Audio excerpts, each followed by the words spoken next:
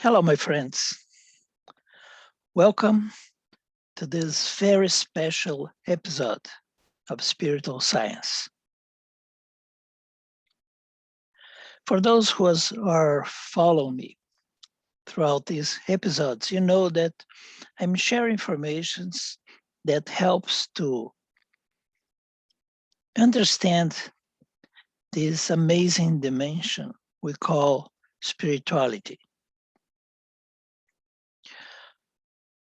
And the sequence of episodes are evolving the comprehension and helps you to understand, the big picture of this reality. Because, the spiritual dimension is real,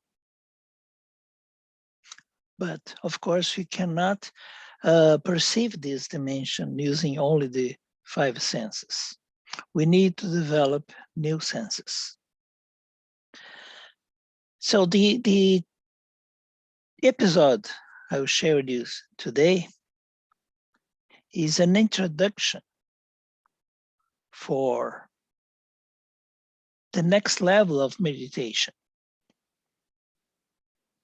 On the first year of our series, on episodes 8 and 9, I gave you the first steps of the meditation.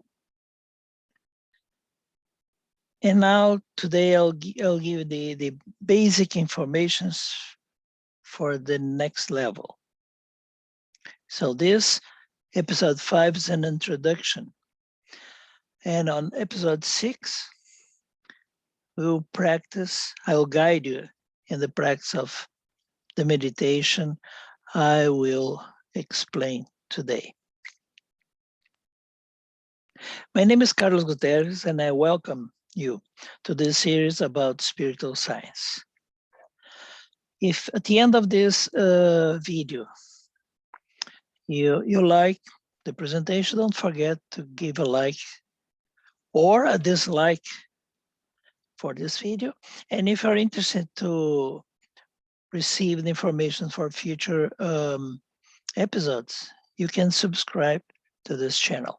My channel has my name, Carlos Guterres, in YouTube. All right, so here we go. Today, I'll share with you some interesting information about the quintessence. Quintessence is a word used in alchemy. So let's talk a little about alchemy. Literally, alchemy means sacred chemistry. And this science and art came from the ancient Egypt.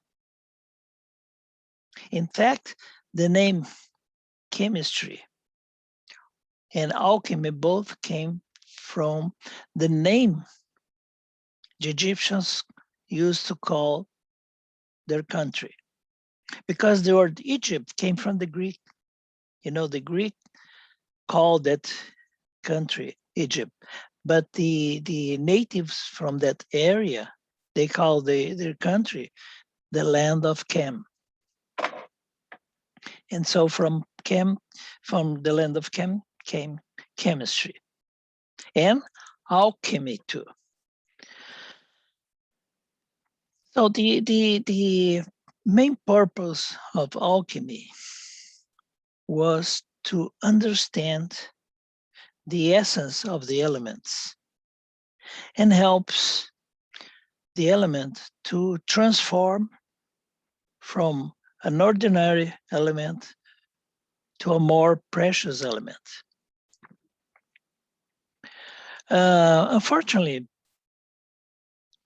many people, when heard about alchemy, they think, oh, alchemy was those crazy guys who was trying to transform lead in gold. No, it's much more than this. It's more profound. And alchemy has a profound foundation in philosophy too. Philosophy, astronomy, numerology. And as you can take a look on this illustration on the right side, you can see the elements used by the alchemists. So you can see the four elements. Here is written in Latin, but the four circles. And the corners, ignis is fire, aries is air, aqua is water, and terra is earth. And then you can see the zodiac surrounded a mountain, and on the mountain you can see 7 figures. They are the 7 planets. And here we have a stairway representing the operations or steps of alchemy. So the alchemists, they are applying in the practice the third law of universe. This law is telling us evolution is the law of nature. So the alchemists believe they can help the ordinary material transform more precious. And they understood this like evolution. They are helping the evolution of the elements. In the alchemy, they follow usually 7 basic steps. As you can see, the 7 steps of this stairway in the illustration, they consider the process of transformation had to follow those steps. So here I put in the original Latin the 7 steps. Solutio, calcinatio, coagulatio, sublimatio, mortificatio, separatio, and conjunctio. But this is for the operative alchemists. But some alchemists are focused to study this art and science in the philosophical level. So some mystics and philosophers simplify all these 7 steps in 3 steps or maybe 4 steps. The most common is 4 steps because the 4 are related to manifestation. Everything manifested are a combination of the 4 elements: earth, water, air, and fire. So they another relation is for seasons, for directions, north, south, east, west. And even in our journey studying spiritual science, on the episode 3, I talk about 4 elements that represents our essence as human being. And in alchemy, the 4 operations are called nigredo, albedo, rubedo, and citrinitas. And nigredo, they call the work in black. Albedo, the work in white. Rubedo, the work in red. And citrinitas is the work in crystal. But the approach I would like to call your attention today is the 3 major operations, because they are a metaphor of our spiritual journey. So now we're not talking about the regular alchemy, but the inner alchemy. So as I mentioned before, nigredo is the work in black. It's the beginning of the process. Albedo is the work in white. And the main purpose of the journey is to reach the rubedo, the work in red. The work in red is also called the great work or magna opera, opera magna, or the philosopher's stone. The philosopher's stone.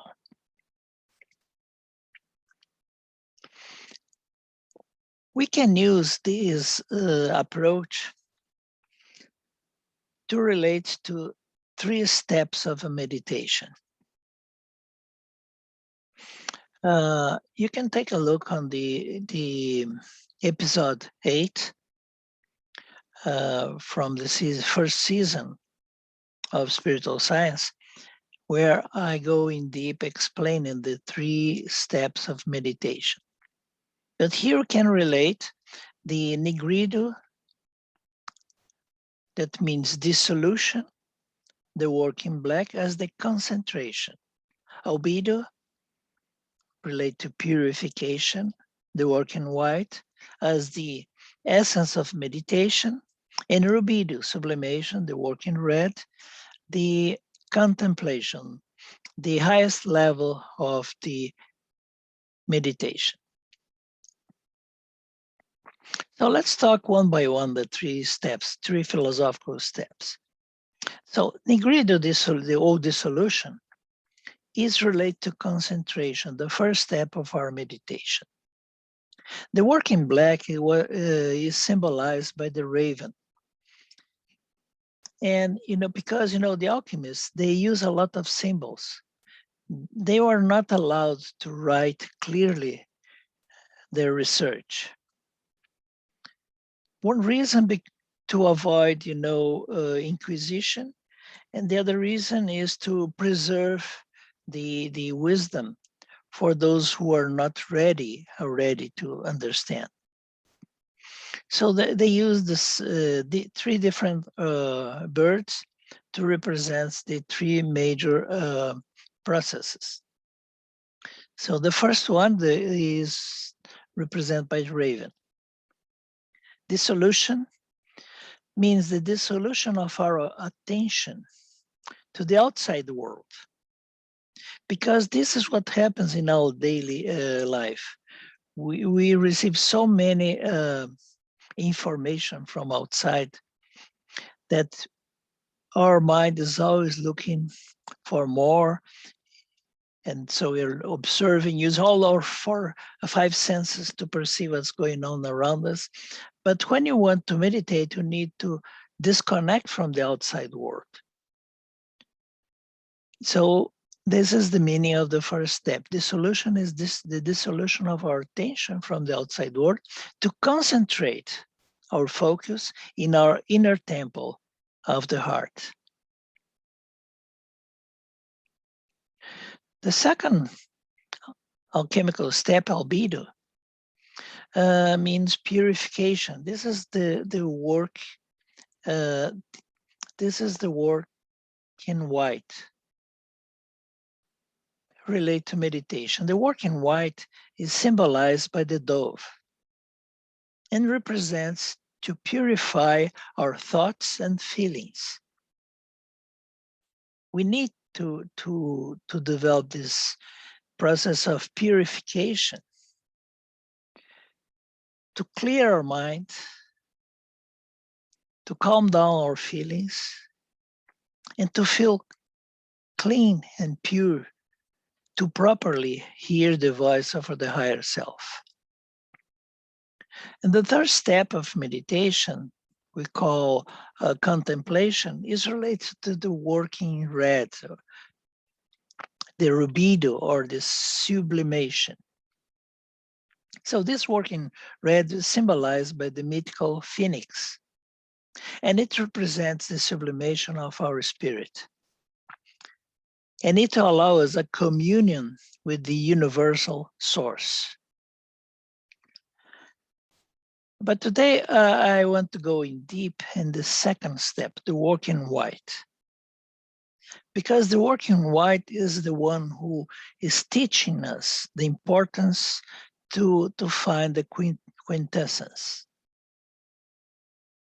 The work in white purposes the purification process through continuous evaporation and condensation of a specific element. So as you can see in the illustration, they boiled a chemical element to transform liquid in steam, and then it goes to another bottle with the help with the cold water. It will be condensed again, and this process clean the element from impurities. When an element goes through this process 5 times, they get a very purified element. And so they call this process producing evaporation and condensation 5 times to get the most pure essence of that element. They call this process a process to find the quintessence, because in Latin, quint means 5. So the process moves through repetition of these condensation, evaporation, condensation 5 times. So metaphorically, we can use this in the meditation process. Remember, as I mentioned on the chapter 8, the first year of our series, that the meditation we propose invites us to reduce the size of consciousness. For many people, it was a surprise because many schools teach people to expand the consciousness. Expand to the size of the planet, the size of the solar system, to the size of the entire universe. But the most profound message we learn in alchemy says, as above, so below. So everything you can find in the macrocosmos, we can find in our inner universe too. So instead to expand our consciousness, our proposal is to reduce, and there is a reason. Around our body, we have energetic sphere, and the main purpose of this energetic sphere that surrounds us is protection. This energetic sphere is invulnerable to any kind of negative energy. There's no negative power in the universe that can cross this barrier. So when we use the practice of expansion of consciousness, our consciousness may be expanded, but this energetic shield will not be expanded. So our consciousness will go beyond this protection and make us vulnerable.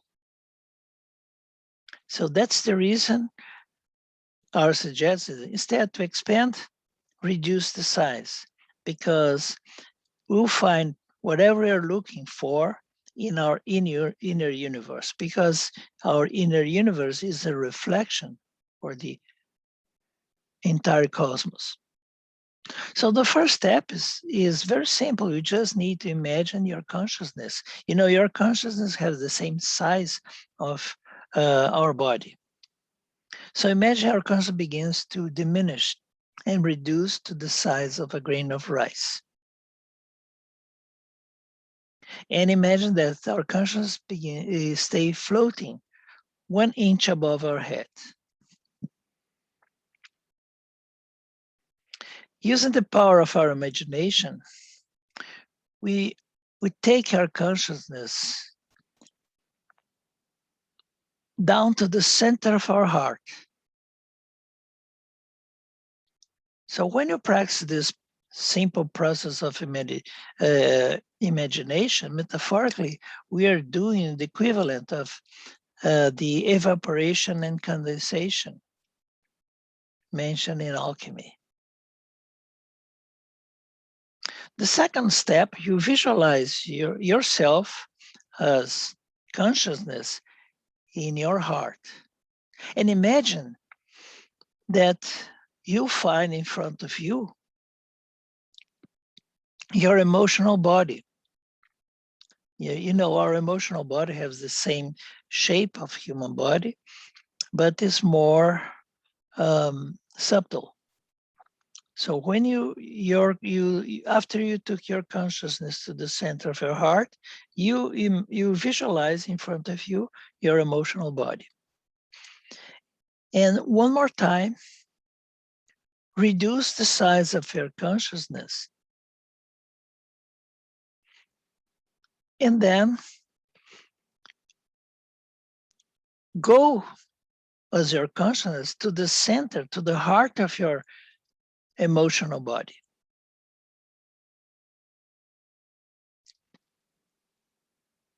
So this is the second process of purification. The third one, when your imagination, after your imagination took you to the heart of your emotional body, there you will visualize a bright sun in a clear blue sky. This sun represents your mental body. So under its light, imagine that your consciousness shrinks one more time to the size of a little tiny grain of sand, and then plunges directly in the heart of the sun. As you can see, imagination is a powerful tool to all this meditation process, meditative process. So, and then we go to the fourth step. When you imagine your consciousness in the heart of the sun, you visualize an angel of pure light in front of you. This angel represents your psychic body.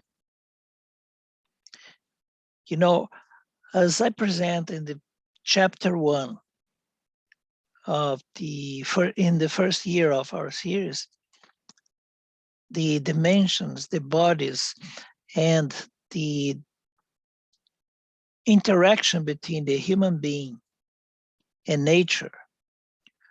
Nature presents 7 dimensions, and human being has 7 bodies, each one able to understand one of the 7 dimensions of nature. So when you begin the spiritual journey, we need to take our consciousness to the 4th dimension.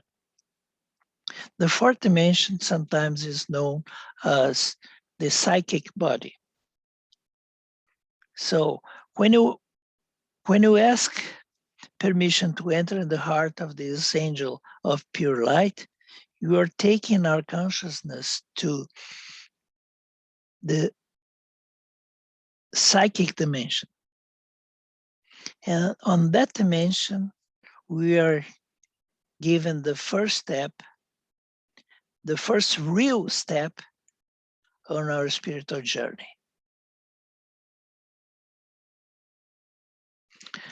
So this process I mentioned here is related to the quest for the quintessence. So let's review what I propose here. Usually in our daily life, our consciousness has the same size of our physical body. So in this meditation, I ask you to diminish your consciousness to the size of a grain of rice, and take your consciousness to the center of your body, to your heart. So on this size, you enter in your physical body. There, on the temple of your heart, you visualize the emotional body. And you reduce the size of your consciousness a second time to enter in the heart of the emotional body. So the second reduction of our consciousness is the third size your consciousness had. The regular size, the size you begin the meditation, entering your physical body, the second, and then the third size of your consciousness when reduce again to enter the heart of the emotional body. In the heart of the emotional body is where we visualize a beautiful and bright sun. And one more time, we reduce the size of our consciousness to enter in the heart of the sun, representing the mental body. And on the heart of this brighting sun, we'll find an angel of pure light, representing the psychic body. And one more time, we reduce the size of consciousness to enter on the heart of the psychic body. So this process is our quest for the quintessence of our consciousness.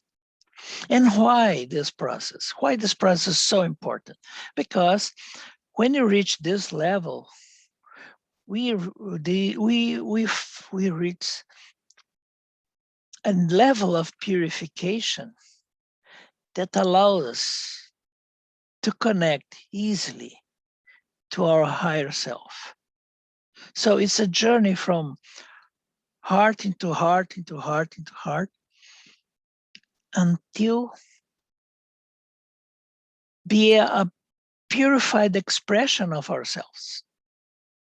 And this is what will allow easily to listen the voice of our higher self. So this is a beautiful process. This is a beautiful meditation and very profound. And when you reach this level, I'm calling the level of the quintessence, our perception of the inner universe changes. And our connection to the spiritual realm, our connection to the divine becomes much more fluid. And this will be our exercise on the next episode. So I hope you like this explanation, and be prepared. Our next meeting, we'll practice all the theory I share with you today. So thank you for following me until the end, and I hope to see you on the next chapter. Bye.